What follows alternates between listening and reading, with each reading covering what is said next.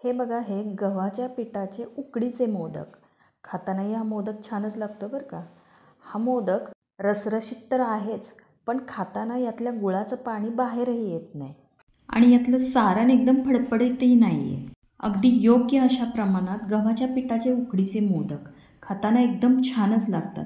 हा बघा, हा फोडूनही दाखवला आहे, एकदम मस्तच आहे.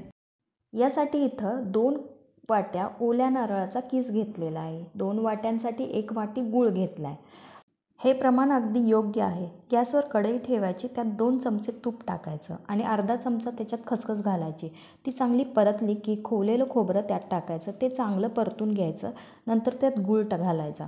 गूळ घातला की जरा परतून घ्यायचं आणि मीठ घालायचं. थोडंसं परतलं की गॅस बंद करायचा आणि त्यात जायफळ आणि वेलदोडे टाकायचे. इकडं एका परातीत 2 वाट्या गव्हाचं पीठ घ्यायचं आणि त्याच्यासाठी पाव वाटी रवा घ्यायचा आणि त्यात थोडंसं मीठ घालायचं आणि गरम केलेलं तूप घालायचं त्यात. हे सगळं मिक्स करून घ्यायचं, चांगलं मर्दून घ्यायचं. ते सगळं पीठ एकदम चोळून घ्यायचं. ते तूप सगळीकडनं मिक्स करून असं चोळून घेतलं की सगळीकडनं एक सलग मोदक चांगला शिजला जातो आहे. त्यामुळं हे करणं महत्त्वाचं आहे. हे सगळीकडनं चांगलं मिक्स झालं की थोडं थोडं पाणी घालून ही कणिक मळून घ्यायची. थोडं थोडं पाणी घालायचं, मगच अंदाज येतो ह्याचा. कणिक जास्त पातळही मळायची नाही. थोडं थोडं पाणी घेऊन ही घट्टसर अशी कणिक मळून घ्यायची. जरा घट्टच मळायची आणि नंतर कणिक चांगली मर्दून घेतली की ती नंतर अशी घट्ट होते बघा. ही अशी घट्ट झाली की एक 10 मिनटासाठी हे झाकून ठेवायचं. झाकून ठेवल्यामुळं यातला रवा हा भिजला जातो. 10 मिनिटांनी झाकलेली कणिक काढायची.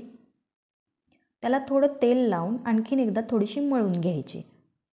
इथं आपलं सारण आणि कणिक दोन्हीही तयार आहेत. एक एक गोळा घ्यायचा आणि तो असा लाटायचा. लाटणं हे अलगद फिरवायचं. त्याच्यात हवं तेवढं सारण भरून घ्यायचं. सारण हे अगदी गचगचीत पण भरायचं नाही आणि एकदम पोकळही मोदक ठेवायचे नाहीत. त्यासाठी सारणाचं प्रमाण हे योग्यच ठेवायचं.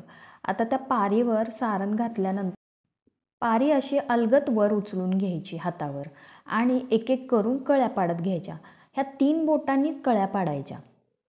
अंगठा आणि मधल्या बोटाने त्याला चिमटी करत खाली खालीपर्यंत त्या कळ्या न्यायच्या. अशा सगळ्या कळ्या पाळून घ्यायच्या आणि या सगळ्या कळ्या अशा पाडल्या की सारण आतल्या बाजूला असं दाबायचं. कळ्या पाडून झाल्या. आता हे सारण आतल्या बाजूला जरासं दाबून घ्यायचं आणि ह्या कळ्या गोल गोल फिरवत फिरवत आतल्या बाजूनं दाबायच्या. या कळ्या आतल्या बाजूला अलगद अशा झुकवायच्या आणि फिरवत फिरवत फिरवत हा मोदक बंद करून घ्यायचा. मोदक असा गोल गोल गोल गोल फिरवत बंद करून घ्यायचा आणि जे एक्स्ट्रा जर राहिलेलं आपल्याला वाटत असेल, वर आलेली पीठ असेल तर ते काढून टाकायचं. नसेल तर तो मोदक तसाच ठेवून टाकायचा. दुसरी पारी घ्यायची, त्याही सगळे मोदक अशाच प्रकारे लाटून बारीक करून त्याच्या कळ्या पाडून घ्यायच्या. एक्स्ट्राचं राहिलेलं पीठ असं काढून टाकायचं आणि सगळे मोदक तयार करून घ्यायचे. तसं बघायला गेलं तर तांदळाच्या पिठाच्या उकडीचे मोदक करण्यापेक्षा गव्हाच्या पिठाचे उकडीचे मोदक करायला सोपे असतात. कारण याच्या कळ्या लगेच पडतात. तसं तांदळाच्या पिठाच्या उकडीच्या मोदकाचे की नाही कळ्या पडतच नाहीत लवकर. पण त्यासाठी खूप सराव करावा लागतो. पण गव्हाच्या पिठाचे उकडीचे मोदक हे कळ्या पाडायला खूप सोपे असतात. प्रत्येक मोदक करताना हे असंच करायचं. झाले हे मोदक सगळे तयार करून घेतलेत मोदक. आता हे इकडं मोदक तयार होतात तोपर्यंत तिकडं गॅसवर पाणी उकळायला ठेवलं आहे. मोदक ज्यावेळेस आपण उकळायला ठेवतो त्यावेळेस त्यातलं पाणी उकळलेलं पाहिजे आहे. नाहीतर मोदक जर समजा त्याच्यात उकळायला ठेवला तर ते जरा कडक होतात. म्हणून पाणी अगोदर उकळायला ठेवायचं आणि मगच त्यात ओपलायला मोदक ठेवायचे.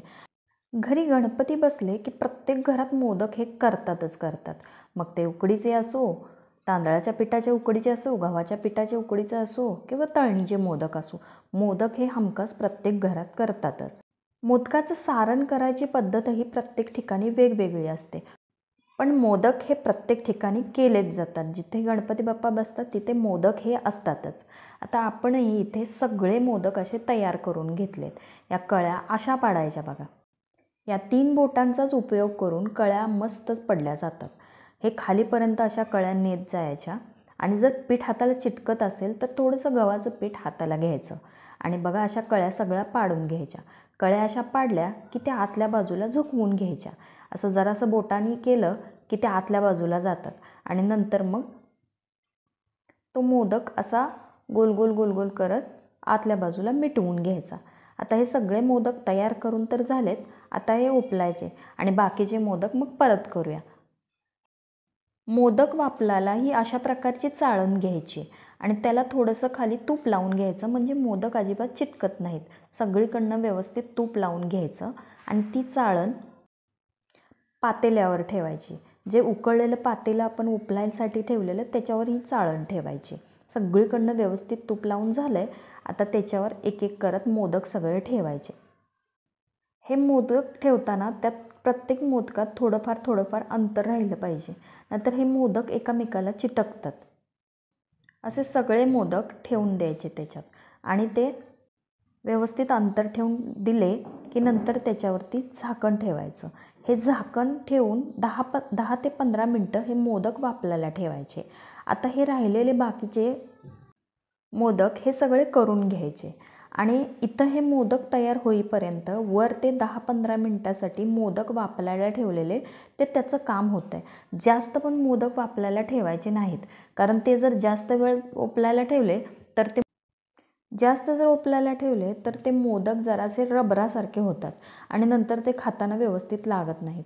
त्यामुळे 10 ते 15 मिनटंच हे मोदक मध्यम गॅसवर. आता हे मोदक उकळेपर्यंत इथं सगळे आपले बाकीचे मोदक करून तयार झालेले आहेत. आता इथं हे मोदक तयार करेपर्यंत घरातल्या लहान मुलांचा सारखा आवाज येतोय, झाले का मोदक, झालेत का मोदक म्हणून. गव्हाच्या पिठाच्या उकडीच्या मोदकाच्या कळ्या पाडण्याला सोपं असते, लय अवघड पण नसते. फक्त ह्याचं सारण तेवढं योग्य व्हावं लागतंय. आता इथं आपले सगळे मोदक तयार होत आलेत बघा आणि तिकडं बघूया आता 10-15 मिनटं झालं आहे आपल्या मोदकांचं काय झालं आहे. इथले तर मोदक तयारच आहेत, पण आता तिथले मोदक काय झालं आहे त्याचं बघूया. गॅस बंद करायचा आणि झाकण उघडून बघायचे आपले मोदक शिजलेत का. तर हे मोदक असे मस्तपैकी शिजलेले आहेत. झाकण काढल्या त्याचा वास इतका छान येत होता. ते मोदक काढले, लगोलग दुसरेही मोदक त्यात झाकून ठेवले आणि झाले बघा आपले मोदक तयार. आता हे मोदक खायला तर चविष्ट लागतातच, पण दिसायलाही एकदम छान दिसतात. हा मोदक फोडून तुम्ही ह्याच्यावर तुपाची धार सोडून सुद्धा खाऊ शकता. झालाय की नाही मस्तपैकी मोदक असा तयार. हे बघा, हा एक मोदक असा चांगला शिजलेला आहे बघा. आता ह्यातला एक मोदक आपण घेऊन बघूया आणि फोडून बघूया कसा झाला आहे आतनं तो. आता घेतला बघा हा मोदक, फोडून दाखवते तुम्हाला कसा झाला आहे.